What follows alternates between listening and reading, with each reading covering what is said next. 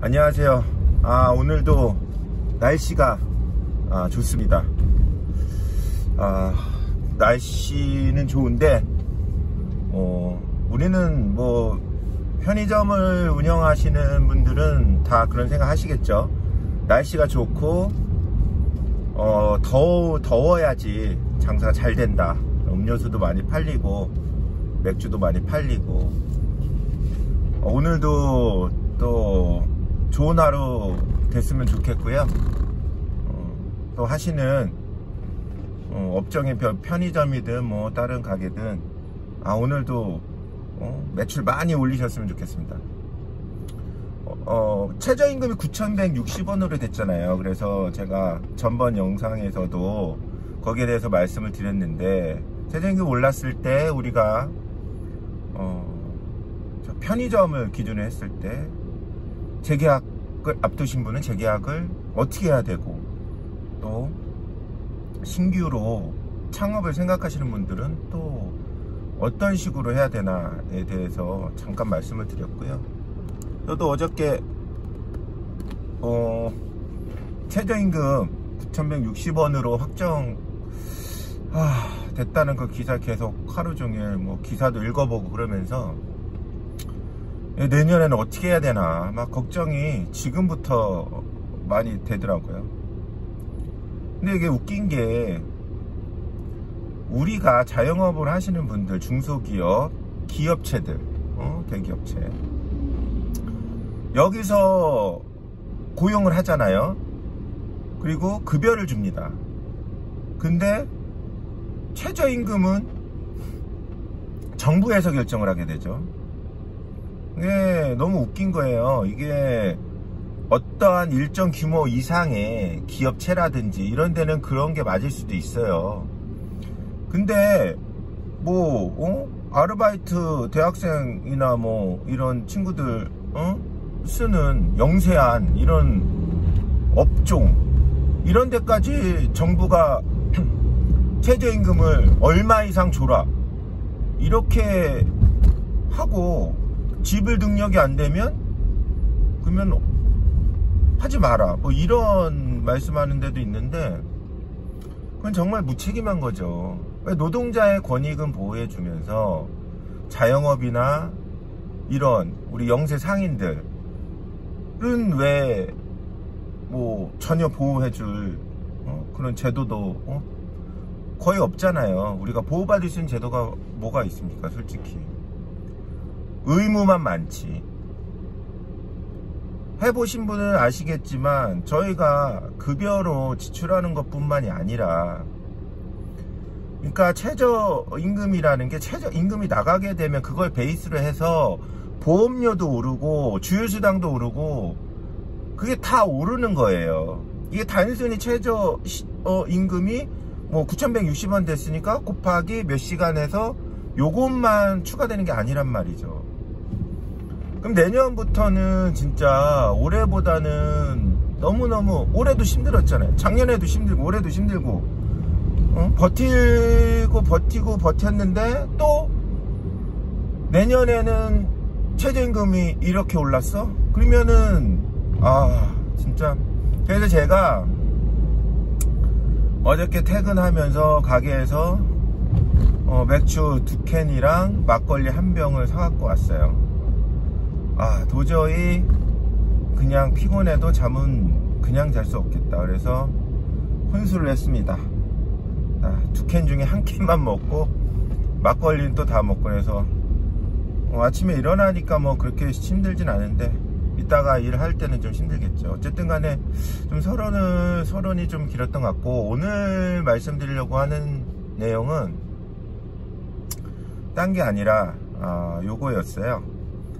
우리가 재계약을 하거나 신규 계약을 할 때, 뭐 예를 들어서 뭐 여러 브랜드가 있잖아요. 그러면은 어떤 브랜드를 할까 뭐 이게 고민이 많이 되잖아요. 네, 상담을 해보면 소위 잘 나간다는 뭐 두세 개 업체 있잖아요. 걔네들은 어떤 조건이 좀 짭니다. 좀 짜고요. 다음에 그 다음 브랜드 뭐 M사니 뭐 그런 브랜드들, M사가 있고 또 뭐가 있죠? 74도 있겠고 뭐 있잖아요.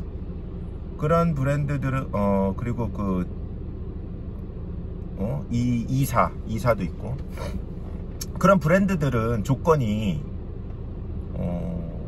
좀 좋을 수밖에 없어요. 좀 좋을 수밖에 없고, 그 중에서도 제가 상담을 해보니까 74가 조금 메이저라고 생각하는지 그렇게 좋지가 않더라고요. 어쨌든 그래서 뭐 배분율이 뭐 어떤 데는 7대 뭐 3부터 시작해서 뭐 최대 75까지 주겠다, 뭐 어떤 데는, 그러니까 여기서 말하는 뭐 75는 75대 25 이런 식으로 되는 거죠, 배분이. 그러니까 점주 임차의 경우에 말씀드리는 거예요. 매출 총이익을 나누는 개념이거든요. 그래서 뭐 75대 25면 매출 총이익이 나오면, 매출액에서 간단하게 따지면 손익계산서상에 매출액에서 매출 원가를 빼면 거기서 이제 매출 이익이 나오는데, 그걸 75%, 그 다음에 25% 이렇게 나누는 개념이거든요. 근데 이사는 좀 달라요. 이사는 좀 따로 말씀을 드릴게요. 대부분의 메이저 편의점들이나 다른 뭐 브랜드들은 그렇게 합니다.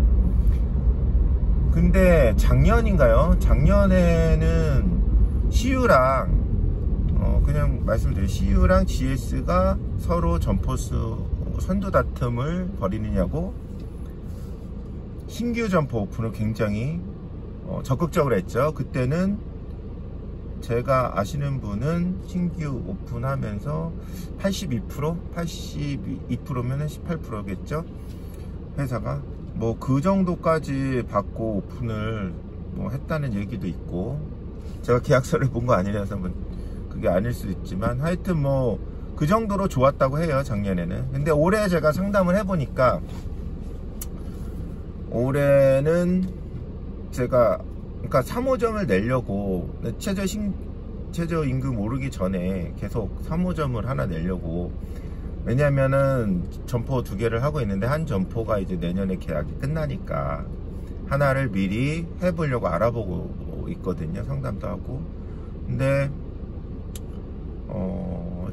74랑 M사를 제가 상담을 좀 했어요. 근데 74보다는 M사가 일시지원금이라든지 배분율을 더 괜찮게 얘기를 하더라고요. 물론 이유는 있겠죠.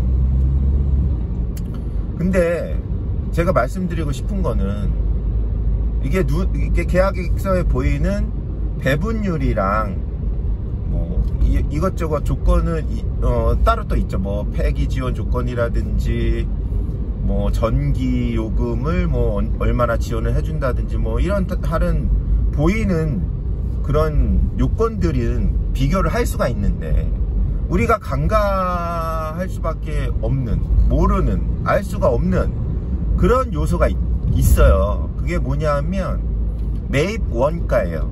그러니까 매입 원가라는 거는 상품을 우리가 매입을 해서 그거를 마진을 붙여서 파는 구조잖아요, 소매라는 게. 근데 편의점을 보면 좀 착각을 하게 되는 게, 매가는 모든 그 브랜드 편의점들은, 개인 편의점 제외하고요, 거의 비슷해요. 거의. 왜냐하면 뭐 경쟁이 붙어서 뭐 맥주를 조금 더 내려서 판다, 뭐 이런 거 제외하고, 소주값을 좀 내려서 판다, 막걸리 좀 싸게 판다, 동네마다 막 이런 건 있을 수 있어요. 근데 회사에서 정해주는 매가는 거의 똑같아요. 일부 조금 다른 것도 있지만 상품이 똑같은 건 거의 똑같다고 보시면 돼요. 뭐 PB 상품이니까 자체 브랜드로 나온 상품이나 이런 거는 다를 수가 있어요. 거의 똑같다고 보시면 돼요. 자, 그러면 매가가 똑같다고 해서 본부 매가가 똑같다고 해서 매입 원가가 똑같을 수 있냐? 그건 아니죠. 그거는 아닙니다. 이게 매입 원가는 각 사마다 다 다릅니다. 예를 들어서 요즘 잘 나가는 뭐 예전부터 잘 나갔죠. 바리스타 커피 있잖아요. 그 컵에 든 그 냉장 커피.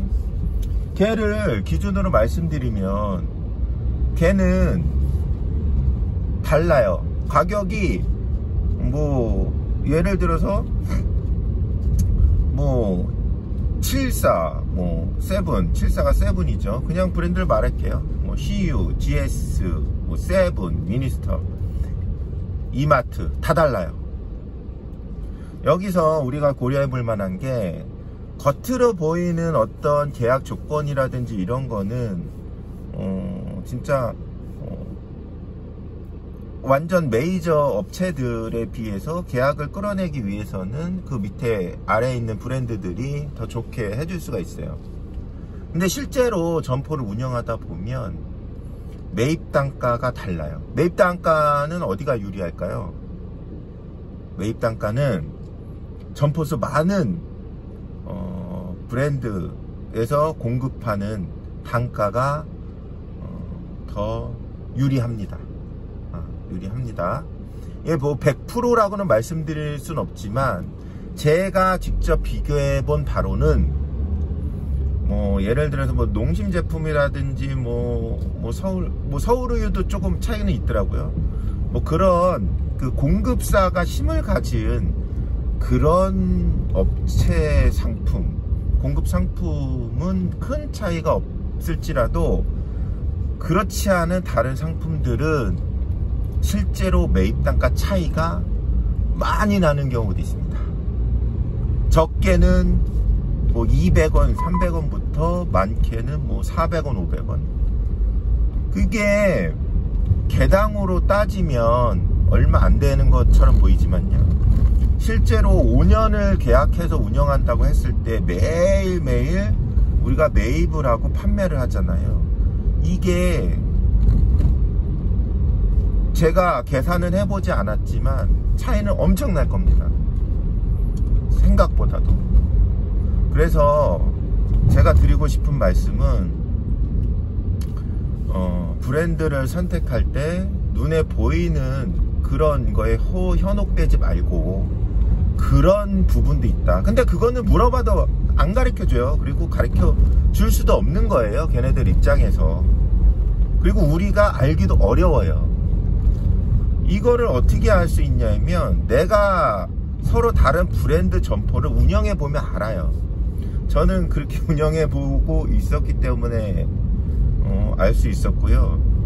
어쨌든 간에 그런 점도 있다. 이런 부분도 간과해서는 안 된다. 그래서 예를 들어 뭐 그 GS 같은 경우는 뭐 2% 72대 28%를 뭐 조건을 일시불 없다고 치고 신규 오픈할 때 얘기입니다. 재계약도 마찬가지로 제안을 했고 뭐 M사 같은 경우는 뭐 78대 뭐 22% 했는. 이거는 그러면은 M사 하면 되겠네.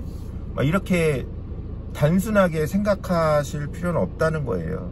그 외에 다른 여러 가지들도 제가 말씀드린 거 외에도 매입 단가라든지 뭐 폐기 지원이라든지 뭐 전기 요금 지원이라든지 알게 모르게 그런 것들이 좀 차이가 그러니까 눈에 보이는 큰 것들은 거의 비슷하게 맞춰서 하지만 뭐 그 외에 우리가 이렇게 딱 손익계산서를 자세하게 보면 봐야지만 알 수 있는 것들은 차이가 있다는 거예요. 그리고 매입 단가는 요거를 말씀드리고 싶었어요. 큰 브랜드 이거는 뭐 100% 사실이라고는 말씀드리기 어렵지만 사실일 가능성이 매우 큰 내용이죠. 큰 메이저 브랜드들의 매입 단가가 상대적으로 그 다른 브랜드 편의점보다는 유리하다. 요거는 맞을 거예요.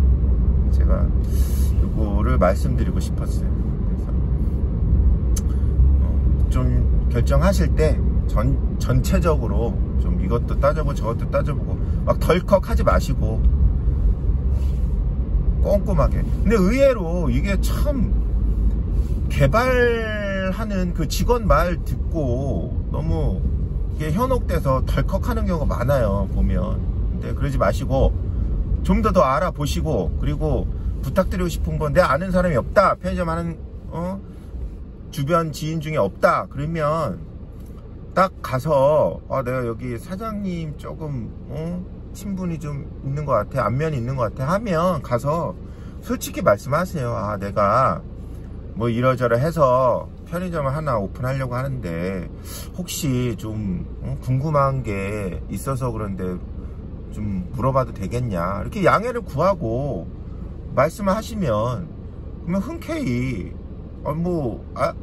알려드릴 수 있는 범위 내에서는 알려주겠죠, 대부분이. 근데 저번에 제가 잠깐 언급했는데, 제가 당했다기보다 제가 경험한 일인데, 갑자기 좀 연세가 50대 후반에서 60대 초반 정도 되시는 부부 두 분이 오셔가지고 점포 쑥 그냥 들러보시더니 갑자기 내뜸 저한테